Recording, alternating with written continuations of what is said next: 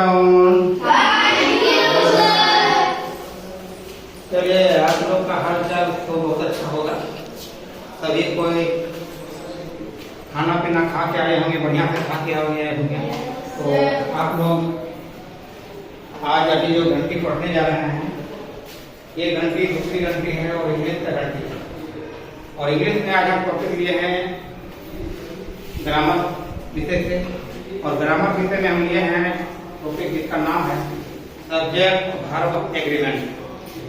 Subject verb agreement. और subject, किस subject के साथ कौन से वर्ब का प्रयोग किया जाता है। जैसे सब्जेक्ट में जो होता है सिंगुलर नंबर के वर्ड और प्लूरल नंबर के वर्ड कुछ होते हैं। तो सब्जेक्ट में बताया गया था, पहले बार हम बताए हैं कि सब्जेक्ट जो होता है नाउन के रूप में हो सकता है या प्रोनाउन के रूप में हो सकता है, जो एसर्टिव सेंटेंस में हम लोग शुरू में लिखते हैं। तो उसके बारे में बताएंगे।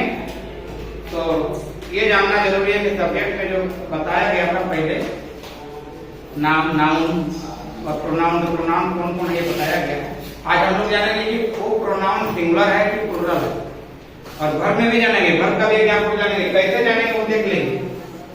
जैसे एग्जाम्पल है बताना है कि नाउन वर्ड को हम लोग लेंगे सीधे प्रोनाउन वर्ड को। तो प्रोनाउन वर्ड में बाद में पहले हम नाउन वर्ड को देख लेंगे कौन कौन सिंगुलर। तो सिंगुलर में दो व्यक्ति को जब जोड़ देंगे तो वो प्लूरल हो जाएगा। राम रहेगा तभी नाम सिंगुलर ही होता है, लेकिन एक से अधिक नाम आ जाते हैं किसी सेंटेंस में तो वो प्लूरल में आ जाता है। वो प्लूरल दो व्यक्ति हो जाएगा तो प्लूरल हो गया, बहुवचन में आ गया, है ना। राम और श्याम जा रहे हैं तो राम और श्याम हम जब प्लूरल हो गया तो सब मिलके वो उसके साथ प्लूरल वर्ब का प्रयोग करेगा। प्लूरल वर्ब बाद में पहले हम ये जानेंगे प्रोनाउन में कि जैसे नाम हो गया तो उसके साथ दो नाम आ गया तभी प्लूरल होगा, तीन नाम आ जाए या अधिक होगा। लेकिन यदि प्रोनाउन वर्ड है, प्रोनाउन में पता नहीं चलेगा। देख लीजिए कौन कौन प्रोनाउन में सिंगुलर नंबर का। तो पहले सिंगुलर नंबर का प्रोनाउन जानेंगे। प्रोनाउन देखिए, प्रोनाउन वर्ड है सर्वनाम, है ना।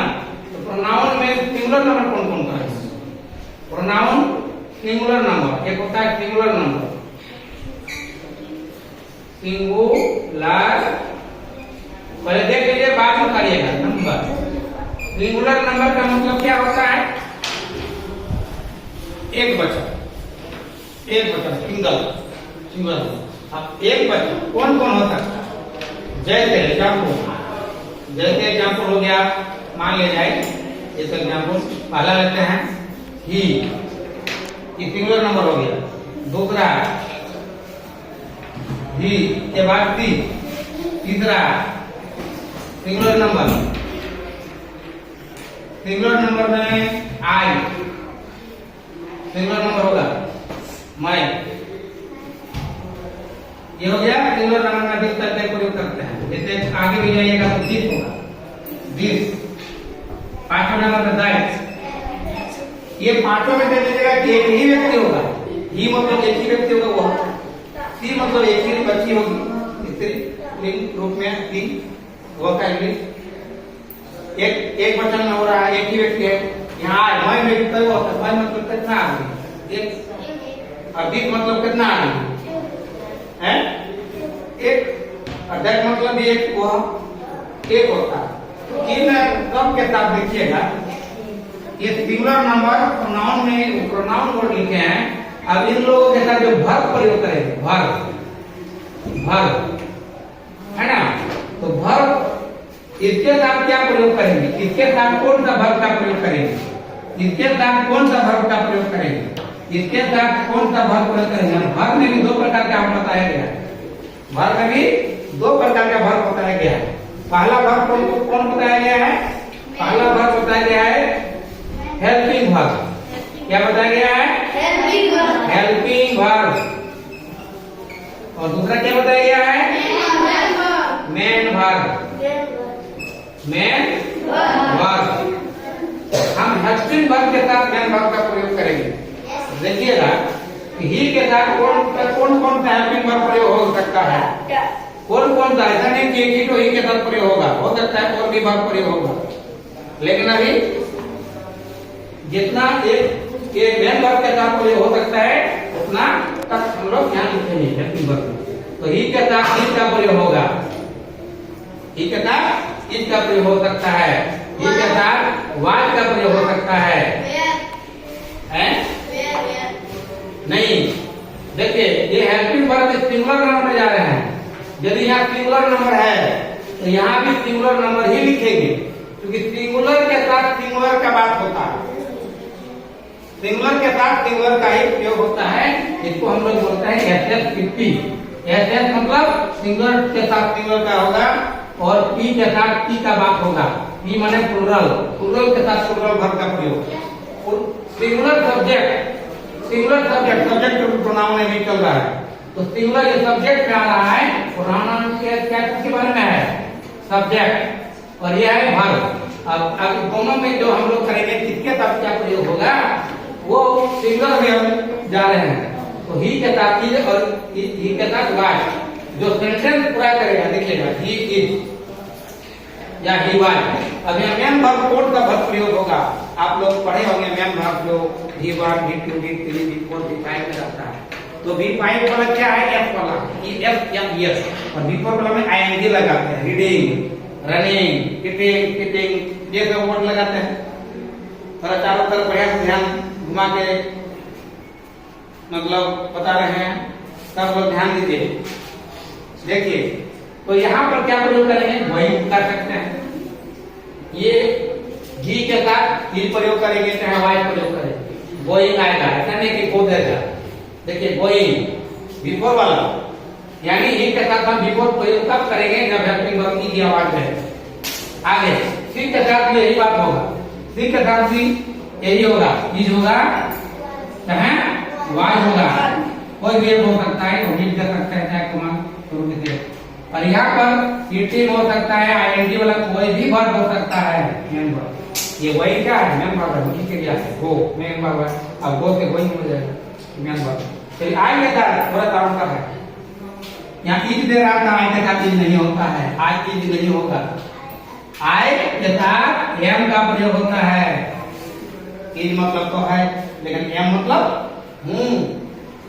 हाँ, लेकिन इसमें भी वाज का प्रयोग होता है आई के साथ। और यहाँ फिर वही चले रनिंग लिख दीजिए, मान लेंगे कि रनिंग दे रहे हैं वर्ब, रनिंग के साथ प्रयोग करिए। अच्छा गोइंग भी दे सकते हैं, यहाँ पर कुछ भी कहीं चेंज कर सकते हैं, तीनों में से कोई भी लिख सकते हैं। आगे दिस के साथ आए आप, तो दिस के साथ अब मेन वर्ब का प्रयोग कैसे होगा, तो दिस के साथ जो शब्द है ना, अब दिस में से सिंगुलर नंबर तो है, लेकिन दिस के साथ इज का प्रयोग कर सकते हैं, वाज का प्रयोग हेल्पिंग वर्ब प्रयोग कर सकते हैं, और दैट के साथ भी इज कर सकते हैं, क्योंकि इज और वाज क्या है सिंगुलर वर्ब है, सिंगुलर हेल्पिंग वर्ब, इज और वाज हो सकता है। अब यहाँ बात है कि मेन वर्ब इसके साथ प्रयोग जल्दी नहीं होता है ना। जैसे दिस मतलब क्या होता है,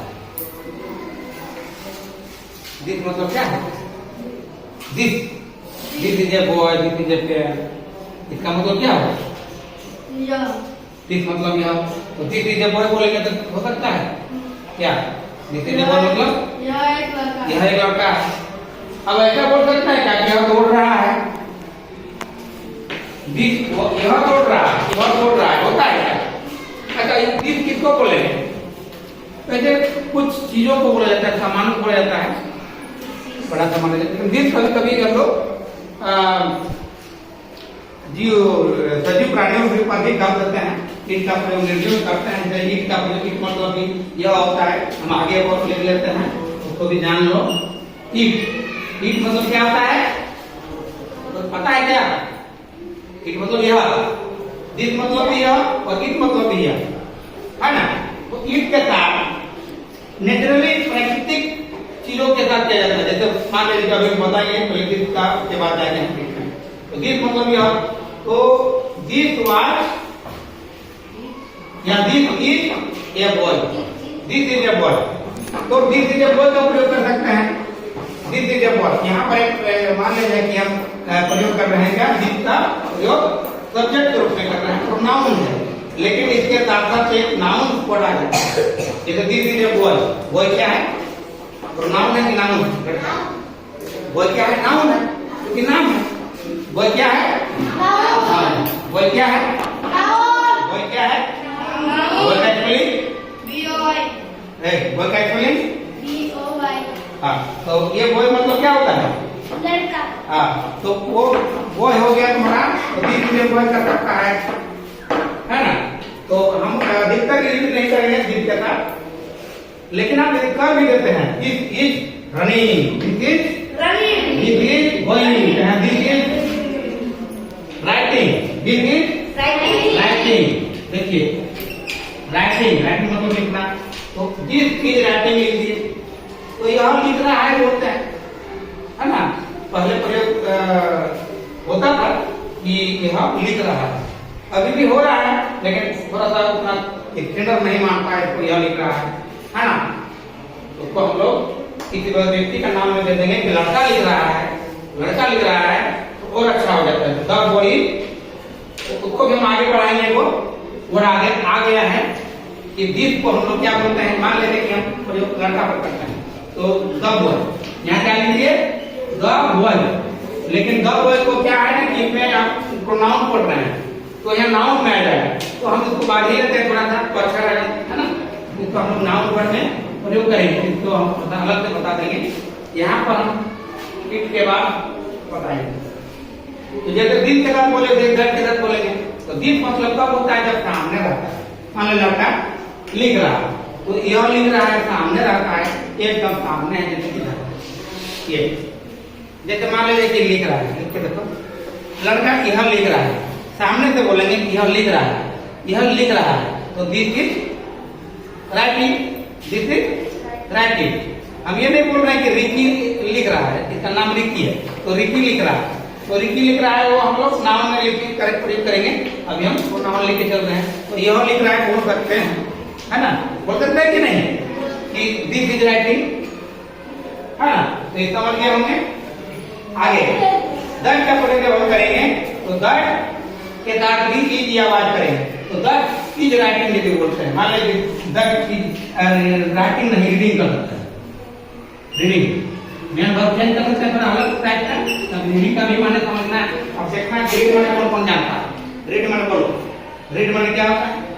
रीड माने देखते हैं कौन सुनता है। रीड माने क्या होता है? पढ़ना। सुनना। रीड मतलब क्या होता है? सुनता है। पढ़ने में क्या होता है? रीड मतलब क्या होता है? पढ़ना। अच्छा, रीडिंग मतलब कोई बता सकता है कि रीडिंग माने क्या होता है? रीड माने पढ़ना बोल दिया, रीडिंग मतलब पढ़ रहा है। बहुत अच्छा, वेरी गुड। तो दैट इज रीडिंग, वह पढ़ रहा है। ये मतलब है, आवाज लगाएंगे तो क्या हो जाएगा? वह पढ़ रहा था। दैट वाज रीडिंग मतलब वह पढ़ रहा। चलिए आगे बढ़ते हैं। दैट समझ गया, तो दैट कब बोलेंगे? बहुत थोड़ा दूर में रहेंगे तो बोलेंगे वह, चाहे इधर से मान लीजिए दैट किसको बोलेंगे? लड़का लड़की तो कोई हो सकता है। यदि लड़की को देखा के बोल रहे हैं तो बोलेंगे वह पढ़ रही है। दैट इज रीडिंग, वह पढ़ रही है। पढ़ के देखा, पढ़ो। कौन पढ़ रहा है? कौन पढ़ रहा है? देखो ऐसे बोल रहे दूर से, वह पढ़ रही है, नाम नहीं बोल रहे, वह पढ़ रही है। तो दैट इज रीडिंग, ऐसे सी का प्रयोग करते हैं, सी। लेकिन दैट का ही प्रयोग दिखाने के लिए वो हो सकता है। तो समझ गए हमने दिन से, है ना? तो आगे देखिए आया है तो जरूरी है इसको जानना। ईट छोटे छोटे वस्तु या निर्जीव वस्तु पर उपयोग किया जाता है। जैसे छोटा छोटा वस्तु या प्राकृतिक घटनाओं में करते हैं, जैसे वर्षा हो रही है, वर्षा हो रही है, तो वर्षा हो रही है, तो वर्षा हो रही है। अब ईट के साथ भी इसका प्रयोग होता है, और वाज का प्रयोग इसके साथ, ईट के साथ ई जो वाज दोनों का प्रयोग होता है। जो वाज चलता है, ईट के साथ भी इसका प्रयोग करेंगे और वाज का प्रयोग करेंगे। तो कैसे होगा? ईट ईट, अब वर्षा हो रहा है, अब वर्षा होने का लेकिन तो उन लोग को पता नहीं होगा, तो पता होगा तो भूला गया, बताए होंगे पहले तो याद नहीं होगा। तो रेन माने वर्षा होना है। रेन सुना है तुम लोग? रेनी सीजन सुना है? रेनी सीजन सुना है, पर के बेटा पढ़ाया था रेनी सीजन। तो रेनी सीजन मतलब बरसात ऋतु। अब बरसात होना का रेन हो जाएगा। और रेन क्या है किसी को पता है क्या? आर ए बहुत अच्छा, वेरी गुड। देखिए तुम्हारे क्लास का कितना लग रहा है और क्वेश्चन कैसे चलेगा? देखिए rain R A I N. अब इसको क्या बढ़ा देंगे? आईएनजी बनाना पड़ेगा ना, बरसा हो रहा करना पड़ेगा तो बरसा होना हो जाएगा। रेन माना बरसा, लेकिन इसको आईएनजी लगा देंगे। क्या लगा देंगे? रेनिंग। रेनिंग मतलब क्या हो गया? बरसा हो रहा। बरसा हो रहा है क्या क्या हो गया? अब इट मन जानता कि हो तो यह बरसा हो रहा है नहीं कर रहा है। यहाँ इट का मतलब कुछ नहीं है। इट का मतलब इसका माना सीधे हो गया कि बरसा हो रहा है, वर्षा हो रही है, वर्षा हो रही है, वर्षा है तो वर्षा हो रही है। ट्रांसलेशन इंग्लिश बनाना है तो कीप इज रेनिंग करना पड़ेगा। तो चलिए देखिए आप लोग ईट तक समझ गए। अब हम लोग जानेंगे कि कुछ प्रोनाउन के जगह पर, कुछ प्रोनाउन के जगह पर, है ना? अब ये सब सिंगुलर पढ़ना है, ये सब सिंगुलर है, सिंगुलर हेल्पिंग वर्ब, सब सिंगुलर हेल्पिंग वर्ब। तो अब हम लोग जानेंगे कुछ नाउन वर्ड है, थोड़ा सा मिटा रहे हैं, मिटाएंगे। इससे पहले कि आप लोग थोड़ा सा जान लीजिए तो हम देख सकते हैं यहाँ। जैसे मान लीजिए कि नाउन वर्ड है, तो नाउन वर्ड में द बॉय है। बॉय क्या है? नाम है। अब इसके साथ क्या प्रयोग होगा? कौन सा वर्ब प्रयोग होगा? इसके साथ भी प्रयोग होगा, चाहे वाइट प्रयोग होगा। और इसके साथ भी मेन वर्ब, ये हेल्पिंग वर्ब और ये मेन वर्ब। यहाँ भी मान लीजिए कि जंपिंग, लड़का जंपिंग कर रहा है तो द बॉय इज जंपिंग, लड़का जंपिंग कर रहा है, तो चल रहा है। तो देखिए ये नाउन के रूप में आ गया बॉय। अब यही वाला क्या हो जाएगा? बॉय यदि हो गया, एक बच्चा नहीं होना है तो बोल लड़का, लेकिन ये ढेर लड़का हो गया तो यहाँ क्या होगा? आर होगा और वेर हो जाएगा। और यहाँ पर जंपिंग, इसमें बहुत सारे बच्चे उछल रहे हैं, हो जाएगा। तो हम प्लूरल शब्दों का प्रयोग करेंगे, लेकिन यहाँ नाउन वर्ड के साथ और ये सिंगुलर नंबर के साथ आप सिंगुलर को खत्म करने के लिए अब बॉय की जगह पर कुछ भी हो सकता है। बॉय की जगह पर टीचर हो सकता है, बॉय की जगह पर द एनिमल हो सकता है। और अगर एस वाला जगह लगा देंगे टीचर तो उसके साथ plural verb, are plural verb होगा। अब हम प्लूरल विस्तार से बताने जा रहे हैं, जो आपको अगले जाके वीडियो में देख सकते हैं। आप यूट्यूब में भी डाल देंगे इसको, आप लोग देख लीजिएगा। इसको यही पर समाप्त करते हैं। ये आपका एक तो जो है टॉपिक आपका यहाँ खत्म होता है। आज तक जो जितना सीखने का है वो आज तक खत्म होता है। अगला आप मतलब सत्र में मिलेंगे। इसके बाद में प्लूरल शब्दों का प्रयोग हम यहाँ करेंगे। थोड़ा सा यहाँ प्लूरल का प्रयोग किया है, अब आगे प्लूरल शब्दों का प्रयोग करेंगे। बहुत सारे प्लूरल हेल्पिंग वर्ब है और प्लूरल हेल्पिंग वर्ब कौन कौन से आएंगे उसको हम लोग और बढ़िया से जानेंगे। और उसके साथ कौन मेन वर्ब प्रयोग होगा वो जानेंगे, है ना? यहाँ से जान गया कि इसके साथ कौन मेन वर्ब प्रयोग होता है ना? और कुछ ऐसे शब्द मिलेंगे कि हम उसमें जो सिंगुलर नंबर होता है उसके साथ साथ कुछ मेन वर्ब के साथ होते हैं। मेन वर्ब के सिंगुलर मेन वर्ब होता है, उसको प्रयोग आगे में हम लोग उसके बाद जानेंगे।